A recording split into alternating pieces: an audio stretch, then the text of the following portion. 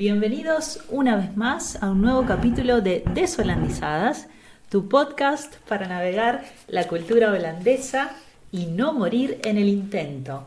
Les habla Florencia de Loto y estoy con... Naya Donore, hola, ¿qué tal? Aquí estamos, tratando de no morir en el intento. Así es, así es.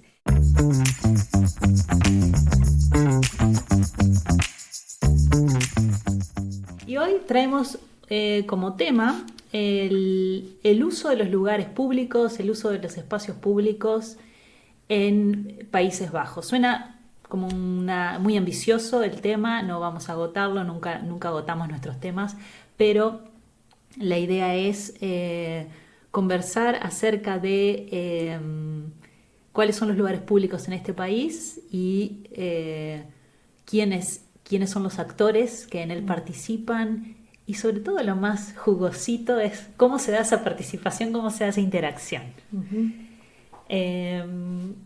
¿Intentaríamos una definición de lugares públicos? No, es muy complejo. Bueno, yo diría, tratando de improvisar una definición que sea útil para lo que vamos a hablar, yo creo que es cualquier espacio que no es propiedad privada y que por lo tanto en él cualquier persona puede circular o utilizar, entre comillas, porque se puede acceder a él, ¿no? No va a aparecer nadie a decirte, oye, estás en mi propiedad, sal de aquí. Claro. No existe esa facultad, ¿no? En este caso, diría yo. Bien. Es bastante amplia la definición porque incluiría la calle, parques, Bibliotecas, bibliotecas, estación de tren. Sí. Exactamente, Sí. sí. Los lugares que son de libre circulación para cualquier persona. Sí, bien. Es más o menos como para dar una idea sobre qué hablaremos hoy. Y luego vamos a ver los personajes que tenemos si empezamos por ejemplo por la calle, ¿no? En Holanda, por esta cuestión de la cantidad de gente que vive en el país y la superficie que es tan escasa, hay una organización de la urbanización bastante desarrollada, ¿no? Las casas están muy planificadas, sobre todo fuera del centro de cada ciudad. Los llamados suburbios tienen una planificación al dedillo y está como muy bien aprovechado cada metro cuadrado, ¿no? Entonces, a mí, viniendo de un país que tiene como la situación inversa a la holandesa, siempre digo que Uruguay tiene 5 veces más territorio que Holanda y 5 veces menos población. Se da una... No solo estas dos cuestiones, también a nivel del país en general tiene muy pocos pueblos en el interior, tiene más bien ciudades, está muy urbanizada la población. Y aquí en Holanda eso es diferente porque encontramos que hay una infinidad de pueblitos, pequeñas ciudades y bueno, las ciudades grandes. Pero esto genera dinámicas que a mí me han resultado llamativas en algunos sentidos y supongo, atribuyo en principio que se debe a esta combinación de espacio y espacio territorial y cantidad de población. Entonces, digamos, yo vivo como dije en el primer capítulo, en Arnhem, en una ciudad en la Holanda profunda, y dentro de Arnhem no vivo en el centro, sino que vivo en un barrio, en lo que se llama suburbio, en donde hay muchas casas muy similares y pocos negocios. Cada suburbio, cada pequeño barrio tiene su centro comercial, que esto es en Holanda un supermercado, una especie de farmacia, algún local de comida rápida y luego algún parque. Si uno tiene la fortuna de estar, en mi caso hay un parque muy cerca de mi casa, no muy grande, pero es un parque, y luego son casas. Entonces los transeúntes en este barrio son los vecinos y siempre he notado esta cuestión de salir a caminar y salir a caminar cómo se sale a caminar, cuándo, y observaba mucho el rol de pasear al perro, ¿no? Que es crucial aquí para salir a caminar, porque antes, cuando recién me mudé a Holanda, hace unos 7 años, me gustaba simplemente salir a recorrer, pero notaba que me faltaba algo, que era el compañero, y bueno, me hizo pensar en a qué se puede deber esto de tener que salir al espacio público, indicando qué o dando qué señales hay que dar, ¿no? De lo que se hace, y siempre me he hecho esta pregunta de por qué eh, parece ser importante, ¿no? Sí, creo que lo que entiendo que tú quieres decir es que al principio, cuando tú salías a caminar sola al parque, sentías que eso era raro o que era percibido como algo raro por los demás, porque normalmente la gente acá no hace eso. Si tú vas al parque a pasear y andas sola, andas con un perro, entonces lo que estás haciendo es pasear al perro. Sí, O vas a correr, de alguna forma tienes que poner de manifiesto cuál es el propósito de tu salida al parque. sí. Que quizá eso contrasta un poco con lo que nosotros vemos en nuestros países, donde tú puedes estar ahí haciendo nada, disfrutando del lugar y no necesitas tener un propósito tan definido para estar ahí.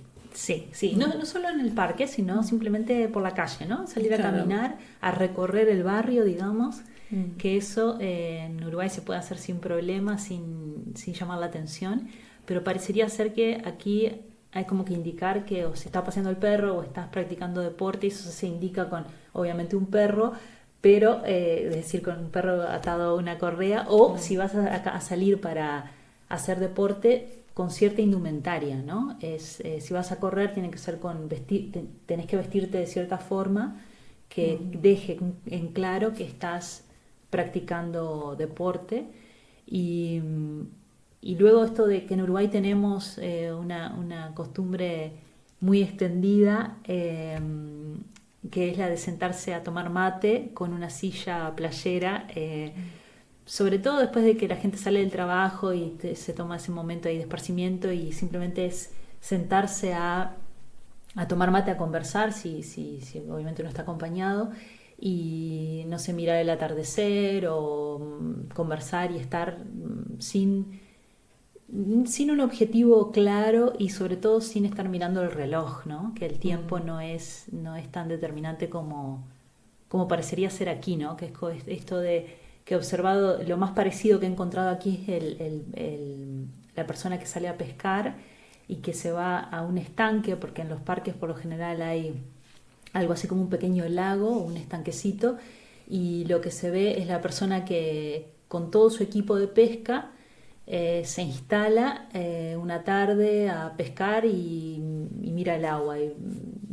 Pero como que es necesario tener todo el equipo, la caña, la ropa, la silla de pescador, porque si no es como disonante con el entorno, ¿no? Que de por sí para mí los parques están bastante despoblados, ¿no? No es como algo que la gente use mucho, ¿no? A veces digo esto de que se mira y no se toca, que están muy arreglados, muy limpios, sobre todo en comparación con Uruguay, que desafortunadamente no es así, o no es habitualmente así, pero aquí están pulcros, siempre están bien mantenidos, pero claro, esa apropiación de la gente que vive cerca de ese parque no la veo más que pasando en esta circunstancia, ¿no? O con el perro, o saliendo a hacer deporte, o yendo a pescar con el equipo. Sí, yo creo que ahí quizá, pensando en la gente que nos está escuchando de distintas ciudades, hay que hacer un poco la diferencia, ¿no? Porque quizá en Ámsterdam es distinto el uso de los parques, que es mucho más intensivo y se utiliza más como por grupos grandes de gente que se reúne. Incluso en el verano la gente hace fiestas, pequeñas fiestas ahí, o celebran los cumpleaños, por ejemplo, en los parques. Bueno, eso pasa en distintas ciudades, ¿no? Pero claro, la descripción que tú haces es como de ciudad pequeña, que no es muy multicultural, digamos, ¿no? Como que ese es el perfil, ¿no? Sí, Sí, sí, sí. sí. Y que si uno intenta hacerlo, rápidamente verá como o sentirá como esas miradas, ¿no? Que estás haciendo, ¿no? Que es como en definitiva dar señales de virtud, ¿no? Esas señales de estoy haciendo algo productivo, porque si no lo estoy haciendo es como no está bien visto, me parece. Claro, es quizá que estás perdiendo el tiempo. No sé, sí, es raro eso, ¿no? Yo también ahora ya lo veo, quizá después de todos estos años viviendo acá, como que me he acostumbrado y ya no me llama tanto la atención, pero al principio me parecía raro lo que pasaba en la calle, ¿no? Que por ejemplo acá en la ciudad donde yo vivo veo a veces que hay bancas para sentarse que siempre están desocupadas, ¿no? Que la gente no se sienta ahí a descansar y si se sientan es un momento y se van, ¿no? Sí. Cuando en Chile tú lo primero que haces es instalarte, si ves una banca en la calle te instalas ahí, a hablar, o sea, puedes estar mucho rato, incluso eh, aprovechas, si te quedas un rato largo, vas a conocer a varias personas en el rato que estés sentado, porque la gente que se va a sentar al lado tuyo te va a hablar y no va a ser un minuto ni 2 minutos, o sea, puede ser más tiempo. Entonces eso a mí me llamaba la atención al principio acá, ver tantos lugares para sentarse vacíos en la calle. Sí, Y claro, y notar que la gente siempre prefiere sentarse en un bar, en una terraza, a consumir algo, ¿no? Que eso es lo que se estila acá, por lo menos en este lado de Holanda, que sí, la gente si sale a la calle va a sentarse en un lugar a tomar sí, algo y no va a estar como en la calle misma, sino que es en un bar o en un café, en un restaurante. sí, Eso a mí me parece interesante también, ¿no? sí, sí. Sí. Y pensaba un poco también en esta figura de los denominados Hunger Jungeches, que son jóvenes, por lo general varones, adolescentes, que en la traducción sería algo así como jóvenes que están Colgando, algo así, ¿no? Como sí, como algo así que están sin hacer nada. colgados o Sí, colgando, no sé. sí, sí, como que están, pero quizás más del inglés como hanging around, como Ah, en vale, ese ya. sentido, como Mm, simplemente estando sin un objetivo claro. mm, eh, y cómo ahí entra en juego la ingeniería social de esta sociedad en tratar de ahuyentarlos, ¿no? Y mm, de hecho, si entráramos al sitio web de la policía y buscáramos ese término en holandés dentro del sitio web de la policía de aquí, si uno escribe en el buscador mm. Hunger Jongeches dentro del sitio web de la policía, encuentra que se toman medidas para combatirlos como si fueran un fenómeno a combatir. Y una de esas medidas, una vez me impresionó mucho haber leído que hay un sonido que los molesta a ellos porque son jóvenes. Claro, uno va perdiendo en la medida que Mm. envejece, pierde la capacidad de percibir, ¿no? Sonidos que simplemente por el paso del tiempo, ¿no? Pero la gente más joven sí los percibe, entonces emiten este sonido, los ponen estos en mis parlantes serán Mm. en el poste de la luz y así los combaten para que los invitan a irse, digamos, para que así ese espacio que curiosamente uno piensa, ¿no? Como decías vos recién, hay un conjunto de bancas, porque no es que se sientan en el medio de un cruce de dos avenidas, se sientan en un rincón cerca de quizás casas o Mm. edificios de apartamentos donde hay un par de bancas y uno diría, bueno, ¿para qué está esta banca aquí? ¿No? Si no es para hacer uso de ella. Pero claro, si la gente que vive en esos edificios o casas tiene que dormir temprano para levantarse temprano al día siguiente a trabajar y tiene un grupo de jóvenes que no está haciendo nada desde Mm. alguna perspectiva y hablando fuerte o causando molestias, claro, son los principales interesados para que se vayan. No estoy justificando esta medida para nada, pero sí me parece muy interesante esta cuestión de ofrecer al ojo, ¿no? Mm. A la vista, estéticamente, un espacio que te invita, pero a su vez Mm. te dice, bueno, si vas a venir al parque, que sea de día, preferentemente, en verano, en primavera, pero... eh, Sí. Sí. Es que sabes que yo creo que o sea, es como ocupas el espacio, dónde te sientas, dónde te instalas y qué haces cuando estás ahí. Yo creo que son las dos cosas. Porque quizá lo que molesta en el caso de estos chicos, voy a ser un poco la abogada del diablo ahora, porque alguna vez lo vi y me molestó, por ejemplo, ver unos chicos que estaban con sus motos en una plaza donde juegan niños. Yo decía, pero ¿cómo es posible que entren con sus motos si hay niños jugando aquí, niños pequeños corriendo? Entran con la moto por toda la plaza, se instalan en una banca, que sí, es pública, pero está en una plaza de niños, estacionan sus motos ahí, se instalan ahí a fumar, a gritar, qué sé yo, en un espacio que es para que los niños jueguen, Claro, ¿entiendes? claro. Entonces, yo creo que en algunos casos, eh, para mí es justificable que a la gente le moleste ese comportamiento porque ese espacio está destinado a otra cosa, como sería el caso de la plaza de los niños. Y ahí uno podría preguntarse, bueno, ¿por qué estos jóvenes no tienen espacio? ¿Por qué no se ha pensado espacios para ellos donde puedan reunirse y disfrutar también, ¿no? de lo público?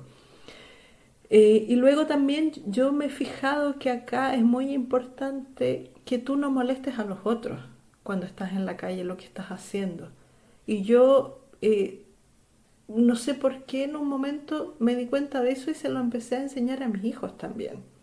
Como por ejemplo cuando vamos por la calle, cuando eran más pequeños, porque ahora ya no es necesario, ahora ellos ya lo saben.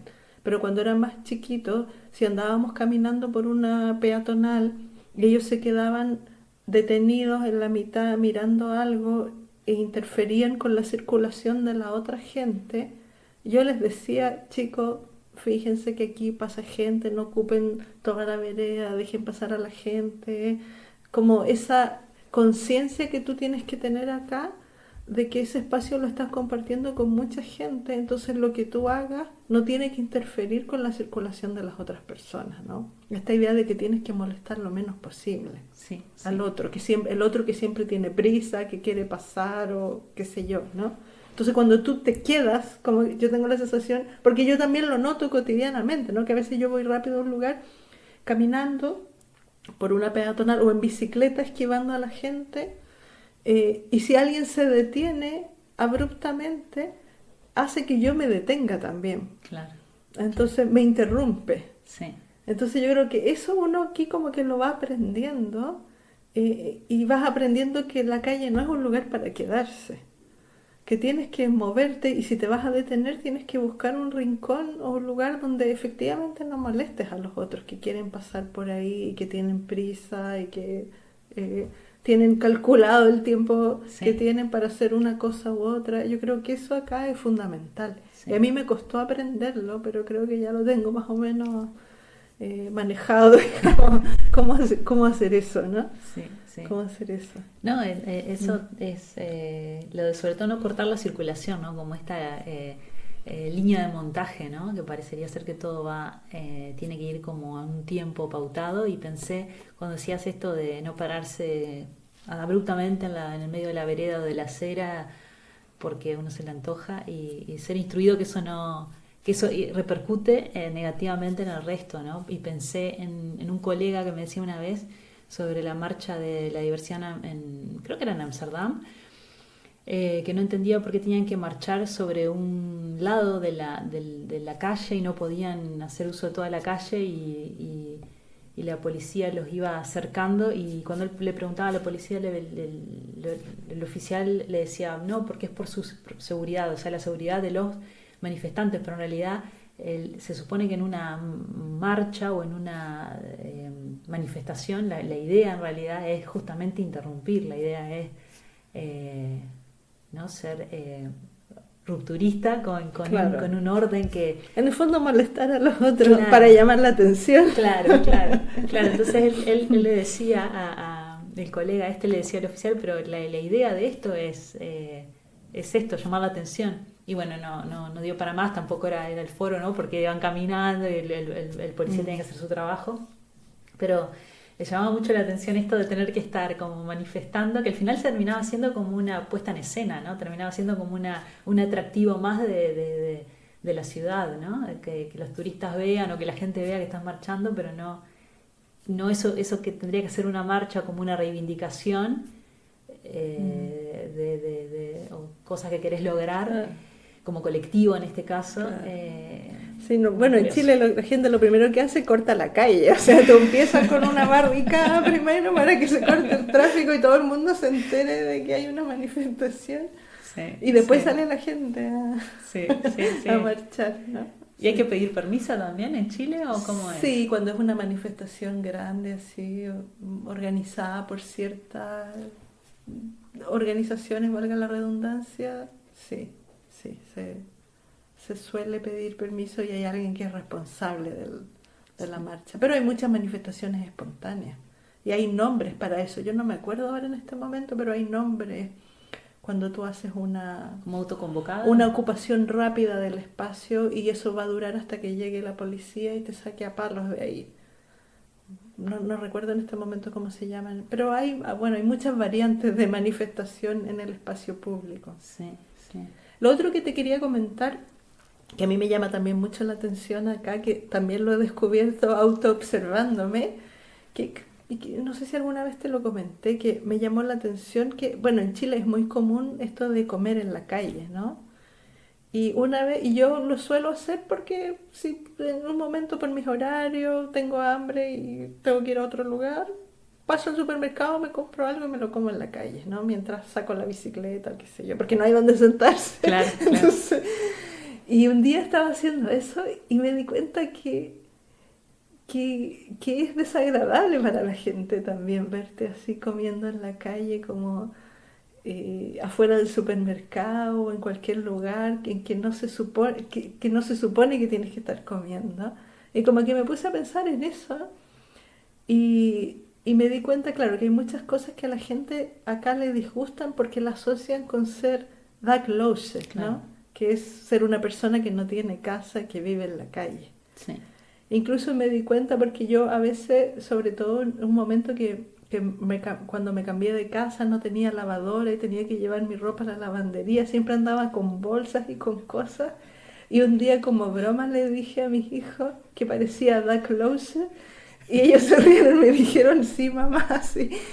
Y ahí pude constatar que efectivamente eso es mal visto, ¿no? Como... Sí. No sé cómo decirlo, es como desplegar en el espacio público cosas que se supone que son privadas, que tienes que hacer en tu casa, como comer, no sé. Como no sentir vergüenza por algo. Como por ejemplo esto que me comentabas de que una vez saliste del supermercado y habías comprado un cartón de leche chocolatada y lo abriste y te lo tomaste todo. Un cartón debe traer 1 litro, ¿no? 1 litro y algo. Y no sé si lo tomaste todo. Me gusta la leche con chocolate, sí, lo reconozco. Pero sentiste como esas miradas de desaprobación, ¿no? Como sí, es que, ¿sabes lo que me pasó una vez que vi a otra persona haciendo eso y me chocó? Claro. Y pensé, y luego de un segundo pensé, pero yo también hago eso. Claro. Entonces, pero ahí cuando vi a otra persona haciéndolo, entendí que era lo que a la gente le molesta y que por lo tanto cuando yo lo hacía probablemente también era molesto. ¿Qué es eso? Que es en el fondo que tú no tienes que comer en la calle porque eso lo tienes que hacer en tu casa. Claro. Y si tienes hambre y no estás en tu casa, te aguantas hasta que llegues a tu casa y comes ahí. Sí. Que ese, bueno, yo creo que ese va a ser un tema quizá para otro podcast, porque a mí me sorprende también cómo la gente tiene esa capacidad para aguantarse el hambre hasta llegar a su casa o las ganas de ir al baño, porque acá no hay baños públicos en ninguna parte. Sí. A mí me impresiona eso también, ¿no? Sí. Y yo no sé cómo lo hace la gente en realidad. Yo muchas veces termino pasando un café, haciendo algo porque necesito un baño y no me encuentro con un baño público, muchas veces en mi ruta, ¿no? Sí. Entonces yo creo que tiene que ver con eso, ¿no? Que se espera que esas cosas tú las hagas en tu casa. Y si te tienes que aguantar, te aguantas, ¿no? Sí. Como esta cosa de la calle como para circular y no para estar. ¿no? Es como un ir y no un estar, una cosa así. Sí. Pensaba en una canción del canto popular uruguayo que se llama Sentados al cordón de la vereda. Sería imposible. Ningún poeta podría escribir eso en este país. No, no. Pero es Aquí cierto. sería sentados en la terraza. Sentada en Sí. la terraza. Sí, sí, porque sí, es muy curioso volviendo un poco a esto de no tener casa, como el otro día veía en las noticias, que hay un informativo local que por supuesto no lo veo para informarme, sino como para ver qué se entiende como qué es lo que está bien y lo que está mal por cómo se presenta, ¿no? No lo dicen así, por supuesto, pero uno puede ver en la cara del o la informativista o las palabras o los gestos cuando presenta una noticia y luego dice algo así como muy o hood basic, que vendría a ser como bonito, lindo, o Bien hecho. estás bien hecho, está bien hecho esto, o estás ocupado en algo útil. Mm. Entonces es muy interesante ver cosas como que para mí se rayan en lo patológico, a veces terminan, presentan la noticia y dicen hood basic y para mí es como vas a terminar, bueno, en fin, pero es como interesantísimo. Y veía una noticia de dos personas que son Doug Lawson, que son personas que no tienen casa y son pareja y no pueden vivir en un lugar, un refugio, sería algo así el nombre, un refugio para personas sin casa, porque eso supondría que se tienen que separar como pareja, porque no hay refugios para parejas. Entonces viven en un parque en Arnhem, pero se van mudando en función de las circunstancias, pero más que nada no es tanto, digamos, el clima, si está más frío o no, porque en este país por general la mitad del año es invierno, entonces como que eso no hay mucho que hacer, pero sí cuando la gente empieza a quejarse porque molesta el hecho de que estén ahí con una carpa instalados en un parque, ¿no? Es como que tienen que estar a la merced de la compasión de los habitantes que viven cerca de ese parque, si se quejan o no a la intendencia, al ayuntamiento. Y en cuanto se eleva una queja, se investiga y bueno, se inspecciona y si pasan la prueba los dejan estar, que esa era la noticia. Pero bueno, era pensaba, ¿no? Como un poco como, ¿por qué esta persona tiene que estar en la calle viviendo? Y es decir, quiero decir, como si fuera la culpa de la persona tener que vivir en una carpa en el parque y eligiera eso. Porque ellos decían, no, nos gustaría vivir, tener una casa, pero no podemos tener la casa y nos gustaría ir a un refugio, pero no podemos porque somos pareja y nos tenemos que separar, entonces nos queda esta opción. Pero a su vez no parece ser muy comprendido, ¿no? Es como, quizás será otro tema, ¿no? Sí. Pero esto de sí, la desaprobación, ¿no? Y el espacio público como ciertamente no para vivir en una carpa, ¿no? Entonces como un poco esto de los comportamientos, volviendo un poco al comportamiento de una persona que vive en la calle es decir, el juicio que se hace sobre eso, ¿no? Más allá de por qué la persona está en esa circunstancia, no tendría que estar ahí, ¿no? Tendría que estar fuera de que creo que es lo que se interpreta por la mayoría de la gente, es como la idea que me da, ¿no? ¿Y qué es lo que pasa aquí en el fondo? Que hay mucha gente que vive en la calle acá en Holanda que es invisible, porque se esconden, porque aparecen a cierta hora de la noche cuando ya no andan otras personas en la calle o buscan lugares donde no los van a ver, donde no los van a controlar y de esa forma pueden sostener esa situación. Que sí, yo creo que ese es un tema para otro podcast, sí, porque hay mucho también hay que decir respecto a esa situación. Sí. Sí, pero yo creo que lo que sí estoy conectando de lo que tú dijiste con el tema de hoy es esa sensación de vigilancia en el fondo, ¿no? De que si tú haces ciertas cosas que a alguien le molesta, vas a tener problemas. Y eso es algo que uno va aprendiendo con la experiencia de vivir acá, ¿no? Sí, sí. Sí. Y que es la libertad también, porque yo quiero hacer un contraste como beneficioso, digamos, para Holanda en el sentido de que a mí, por ejemplo, que me gusta hacer yoga, yo he disfrutado mucho de poder hacer yoga tranquila en un parque, por ejemplo. Que nadie me moleste, que nadie me pregunte nada, ni se rían de mí, ni se queden mirando, que probablemente sería lo que pasaría en Chile si yo hiciese eso. Pero porque todo el mundo sabe lo que yo estoy haciendo. O sea, si estoy ahí con un mate de yoga y vestida, como decías tú, con mi traje de yoga, está bien, o sea, todo el mundo sabe y es algo aceptado socialmente que tú puedes hacer eso en un parque. Entonces, en la medida en que tú tengas como intereses, preferencias y gustos que encajan dentro de este orden social, está fantástico y no tienes ningún problema y puedes hacer lo que quieras dentro de eso. Si ahora se te ocurre hacer alguna cosa que a la gente le parece rara o sospechosa, Sí, eh, ahí vas a tener problemas, sí, sin duda. sí.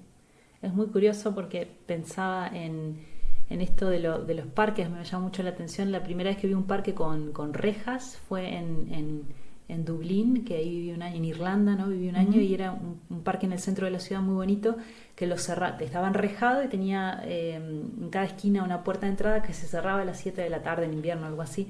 Y pensaba esto, ahí fue como que me confrontó la idea o me confronté con la idea de que se podía cerrar un parque, ¿no?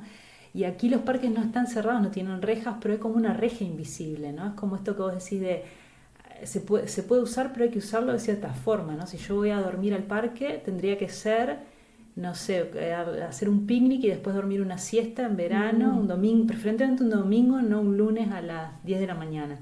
Pero no puedo ir a dormir de noche porque no tengo casa o porque perdí el tren o algo. Es decir, es curioso, ¿no? Esto de se puede, pero dentro de un marco bastante claro que no está escrito en ningún lado y no hay rejas, como digo, ¿no? mm, Como en otros lugares sí ponen rejas, pero las rejas están como introyectadas en la gente, ¿no? Está, cada uno sabe que no puede hacerlo, ¿no? Que es como, mm, y como que de cierta forma ejerce ese control claro.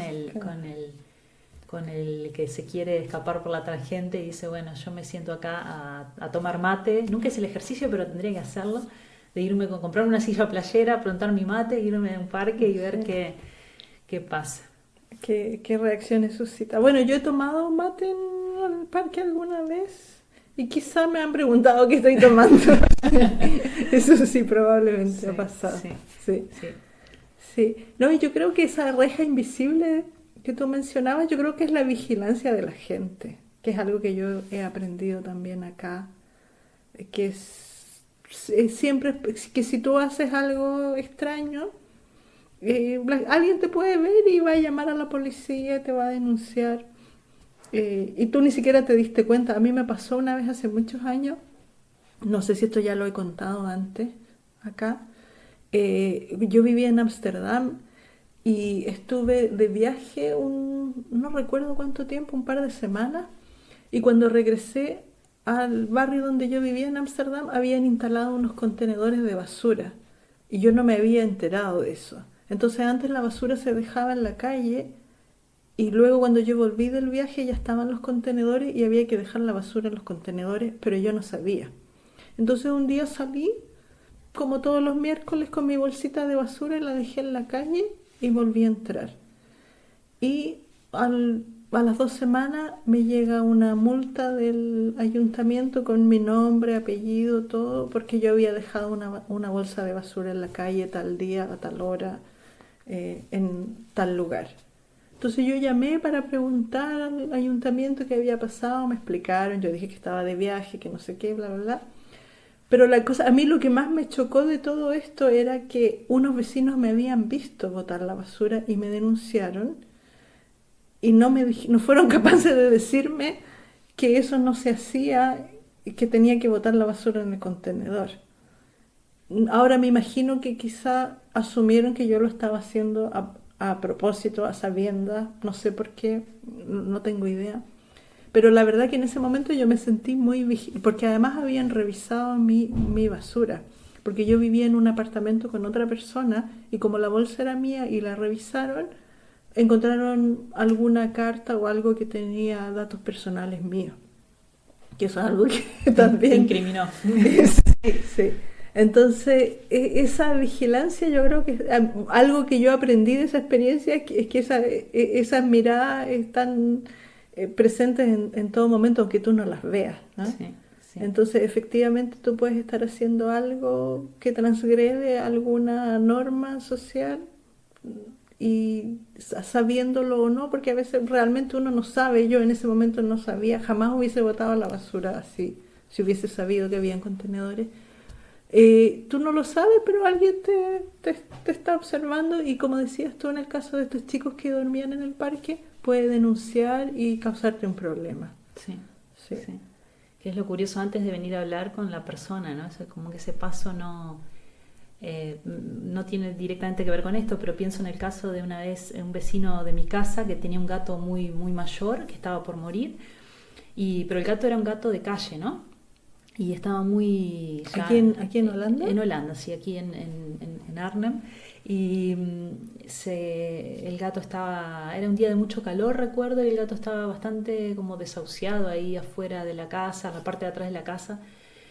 Pero no quedaba claro, yo sabía que era el gato del vecino, pero si uno veía ese gato ahí no quedaba, el aspecto era de un gato que estaba muy mal, moribundo.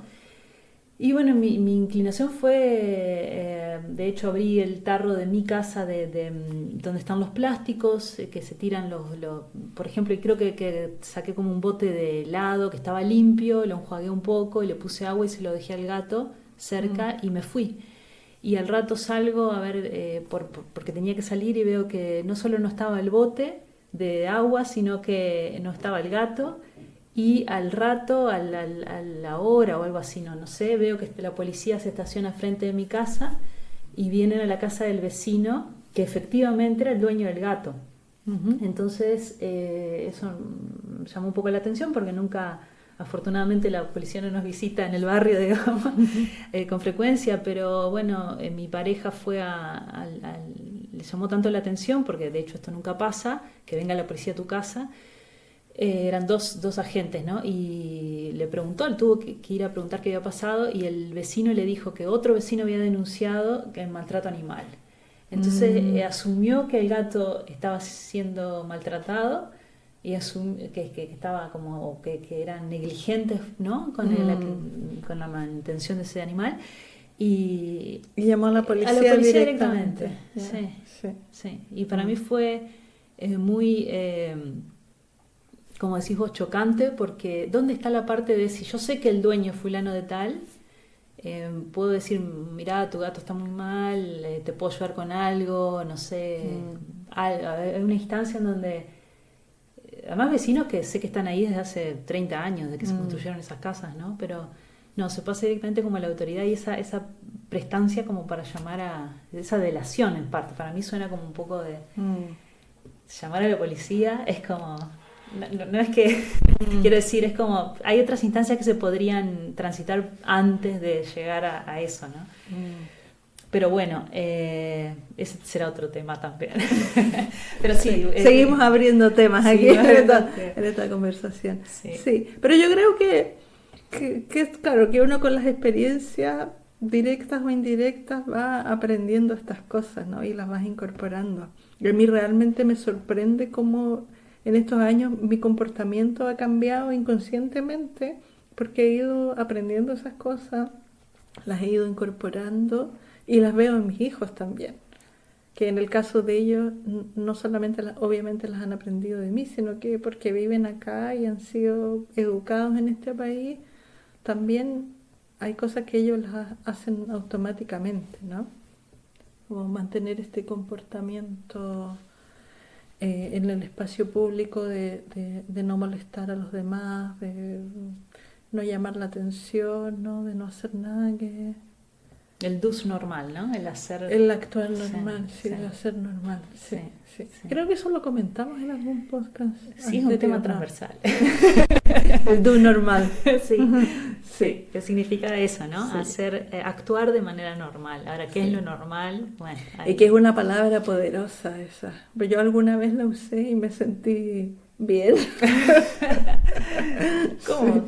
Una vez que, bueno, esto no tiene que ver con el tema de hoy, que estaba en un McDonald's que estaba muy sucio, no lo habían limpiado, alguien había botado comida, era una cosa realmente asquerosa. Ajá. Y yo quería sentarme a comer, estaba con otra persona y dije, bueno, voy a pedir que por lo menos me limpien la mesa donde yo me voy a sentar a comer. Entonces me acerqué al chico y le dije que bueno, que yo quería comer, pero que la mesa estaba muy sucia y ahí le dije que era nicht normal. Ah, sí, Y sí, eso, es el solo hecho de decir esa palabra tiene como un efecto muy poderoso, sí, de que tú no sé cómo explicarlo, es como que tú le estás diciendo a la otra persona que eso es inaceptable, que no puede ser, que sí, sí, no sí. sé, no sé cómo Como, explicarlo realmente. Sí. como que si uno se sale de esa parte de la norma, es un transgresor y casi como asocial, Es como digamos, que ¿no? yo creo que es un llamado al orden finalmente. Que de alguna forma toda la gente que ha crecido en este país lo ha aprendido, así, porque a los niños siempre les dicen eso, ¿no? Que actúa normal, Sí, esto no es normal. sí, Y cuando tú estás indignado, yo muchas veces escucho a la gente acá quejándose con indignación sí, y esa indignación la traducen en decir que esto no es normal, sí, que para sí, mí sería como algo moderado, ¿no? Pero para ellos yo creo que es un reflejo de mucha indignación cuando dicen eso, que sí, algo no es normal. sí, Tengo esa impresión. Entonces sí la gente entiende que tú estás muy indignado si dices eso, sí, creo. sí, Sí. sí. No, pero es cierto que se te va como metiendo por debajo de la piel esta forma de ver las cosas, ¿no? De ver si alguien se comporta de cierta forma. Antes, si en Chile o en Uruguay no te llamaba la atención, empieza como a llamarte la atención y es como que te pasa, en mi caso, muy a mi pesar, ¿no? Es como que veo eso de que me observo a mí misma viendo una situación y pensando como, ¿por qué pienso que esa persona está perdiendo el tiempo cuando hace 10 años o hace 8 años no hubiera pensado eso, ¿no? O tú hubieses estado ahí. O yo hubiese estado ahí, pero bueno, esto es la vida misma. Sí, sí, no, Sí, yo creo que es interesante. Yo hay cosas que extraño de Chile a propósito del espacio público, ¿no? Eso de quedarse hablando en la calle o de sentarse en cualquier lugar y como disfrutar del estar ahí y de lo que puede pasar cuando estás ahí. sí, Por ejemplo, en Chile, bueno, hay plazas, no sé, me imagino que en Uruguay también, donde la gente va a eso, va a sentarse, a comer, a mirar a los otros, a escuchar música, porque siempre hay algún concierto gratis o sí. hay Performance. algo, sí, Sí, alguna performance, y realmente te puedes entretener mucho y pasar muchas horas ahí solo sí, en ese lugar. sí. Entonces, eso yo la verdad que sí, lo extraño. Porque son diferentes usos del espacio del lugar público, ¿no? Son como no tanto, como decíamos hoy, más para Mm, estar y no tanto para circular o para claro, ir y claro, venir. Sí, sí, sí. sí. Bueno. Bien, algo dijimos sobre este tema que es vastísimo y por aquí la vamos dejando por hoy. No sabemos cuánto tiempo llevamos hablando, nos perdimos en la inmensidad del espacio público. Ah, Ujú. estamos bien, muy bien. Sí, sí. Una vez más, agradecerles a todos por estar ahí, por haber llegado hasta el final y haber escuchado nuestras... Divagaciones. no quería usar una palabra tan fuerte, nuestras reflexiones. Eso suena mejor, sí. No, pero son unas divagaciones, pero es interesante Mm, este aprendizaje en el que mm, estamos, ¿no? Como decías vos bien en el capítulo anterior, o si no en el otro, en este ujú. proceso migratorio que nos invita a aprender y a crecer. Ujú. Sí, me quedo con esa frase, aprender y crecer. Muy Sí. bien. Nos vemos en la próxima, Nos vemos en la entonces. próxima.